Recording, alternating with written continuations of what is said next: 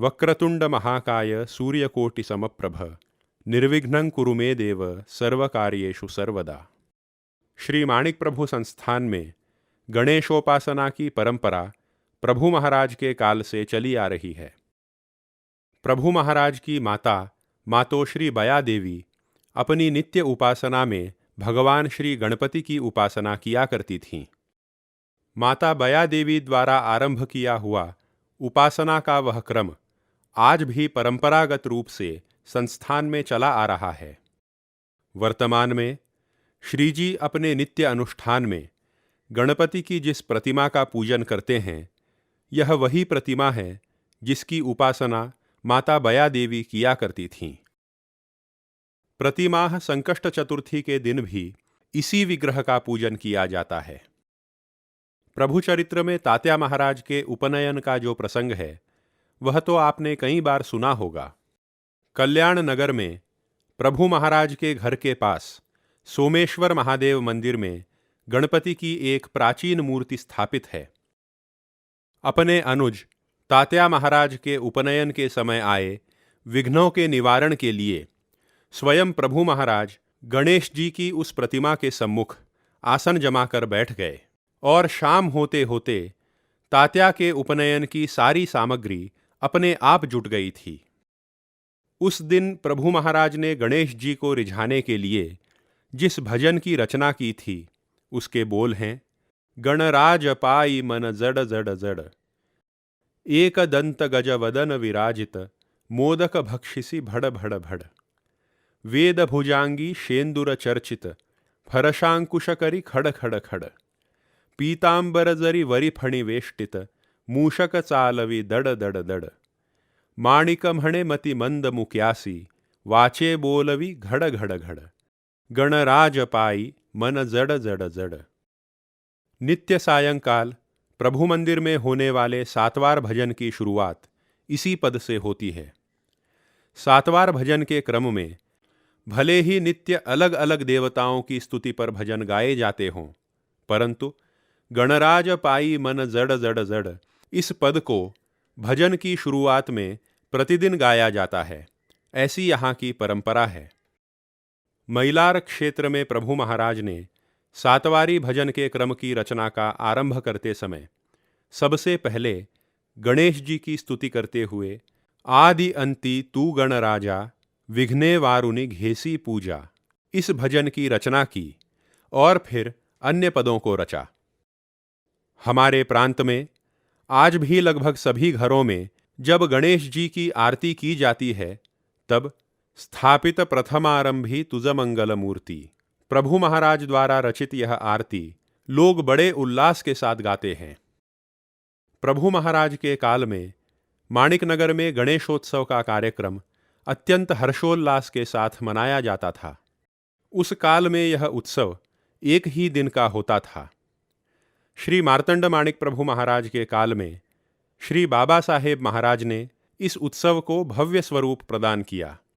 गणेशोत्सव में प्रतिवर्ष जिस मूर्ति की स्थापना होती थी उस मूर्ति को स्वयं बाबा साहेब महाराज बनाया करते थे।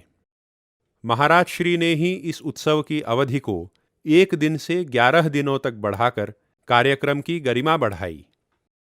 उसी परंपरा के अनुरूप आज भी श्री संस्थान में 11 दिनों का गणेशोत्सव प्रतिवर्ष अत्यंत हर्षोल्लास के साथ संपन्न होता है। वास्तव में गणेश चतुर्थी का व्रत एक ही दिन का है, परंतु कालमान परिस्थितियों के अनुसार इस उत्सव की अवधि में परिवर्तन हुए हैं। कई स्थानों पर 3 दिन, 5 दिन, 7 दिन और 9 दिनों के कार्यक्रम भी आयोजित किए जाते हैं। प्रभु संस्थान में चतुर्थी के दिन प्रभु मंदिर में गणेश जी की सिंदूर चर्चित पार्थिव प्रतिमा की स्थापना की जाती है और 11वें दिन इसी प्रतिमा का विसर्जन होता है।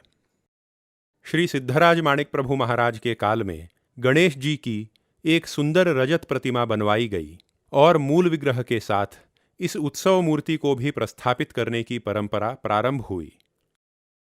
गणेशोत्सव के दौरान माणिक नगर में प्रतिवर्ष सहस्र मोदक हवन का आयोजन होता है, जिसमें भक्तजन बड़ी श्रद्धा के साथ सहभागी होते हैं। उत्सव के 11वें दिन गणेश विसर्जन का कार्यक्रम एक भव्य शोभा यात्रा के साथ संपन्न किया जाता है। गणेशोत्सव के 11वें दिन संयोगवश अनंत चतुर्दशी का पर्व आता है और इसीलिए लोगों की ऐसी मान्यता हो गई है कि अनंत चतुर्दशी का दिन ही गणेश विसर्जन का दिन है। वास्तव में अनंत चतुर्दशी व्रत का संबंध भगवान विष्णु की आराधना से है और यह केवल संयोग मात्र है कि प्रतिवर्ष भाद्रपद शुक्ल चतुर्दशी को गणेशोत्सव के 11 दिन पूर्ण होते हैं। इस वर्ष भाद्रपद मास के शुक्ल पक्ष में द्वादशी और त्रयोदशी की तिथियां मिलकर आने के कारण अनंत चतुर्दशी को 10 दिन और पौर्णिमा को 11 दिन पूर्ण हो रहे हैं। इसलिए इस वर्ष श्री संस्थान में गणेश विसर्जन का कार्यक्रम अनंत चतुर्दशी को न होकर पौर्णिमा को संपन्न किया जा रहा है और यही शास्त्र सम्मत है। श्री संस्थान में श्री गणेश विसर्जन के कार्यक्रम की अपनी एक अलग शोभा है। इस अवसर पर माणिकनगर के ग्रामवासी मिलकर बड़े उत्साह के साथ शोभा यात्रा का आयोजन करते हैं।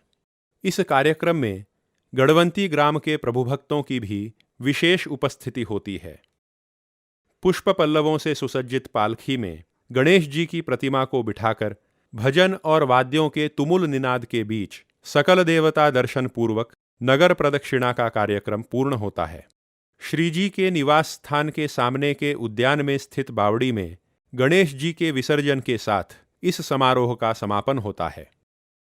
बुद्धि, समृद्धि और सौभाग्य के प्रदाता भगवान श्री गणेश भक्तजनों के समस्त विघ्नों का निवारण करते हैं। इन्हीं की महत् कृपा से हमारी बुद्धि विवेक युक्त होती है और हमारी वैचारिक क्षमता का विकास होता है, जो हमारी आध्यात्मिक उन्नति के लिए अत्यंत अनिवार्य है। इस गणेशोत्सव के समापन समारंभ के अवसर पर समस्त भक्तजनों की ओर से श्री चरणों में हम यह प्रार्थना करते हैं कि वे सब प्रकार के विघ्नों का नाश कर सभी की सन्मनोकामनाओं को पूर्ण करें।